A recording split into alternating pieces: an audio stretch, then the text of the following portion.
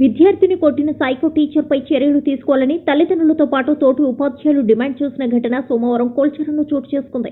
మండల కేంద్రమైన కోల్చెరంలోని మండల ప్రాథమిక పాఠశాలలో హెచ్ఈటీ ఉపాధ్యాయుడిగా పనిచేస్తున్న సంపత్ కోల్చెరం గ్రామానికి చెందిన మేదటి నరసింహుల కొడుకు అక్షిత్ కుమార్ను చితకబాదాడు. భయపడిపోయిన బాలుడు ప్యాంట్లోని టాయిలెట్ చేసుకున్నాడు. కాగా భయంతో తరగతి గదిలోనే టాయిలెట్ చేసుకున్నారు. విషయం తెలుసుకున్న బాలుని తండ్రి నరసింహులు పాఠశాలకు వెళ్లగా సదరు ఉపాధ్యాయుడు ఎవరికి చెప్పకుండా పాఠశాల నుండి వెళ్లిపోయినట్లు తెలిసింది. కాగా బాలుని తండ్రి నరసింహులు మాట్లాడుతూ తన కుమారునికి గతంలో గుండె ఆపరేషన్ అయిందని, విద్యాబుద్ధులు చెప్పవలసిన ఉపాధ్యాయులు విచక్షణ రహితంగా కొడుతుంటే ఎట్లా అని పిల్లలను చదివించాలా వద్దని ప్రశ్నించారు.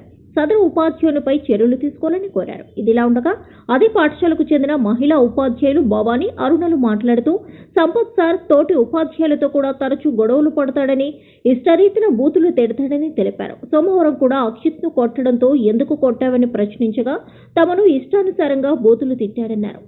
బద్మాసులు అని హై స్కూల్ స్టాఫ్ ముందు కూడా తిట్టడం జరిగింది. వాళ్ళందరూ చెవులు మూసుకురట.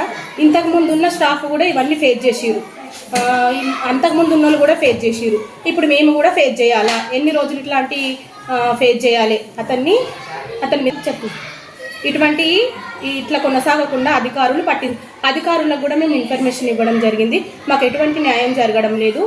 మాకు ఏదైనా ఒక న్యాయం చేయండి, లేకపోతే మేము ఇక్కడ వర్క్ చేయలేము. మాకు చాలా ప్రెజర్ కూడా అవుతుంది.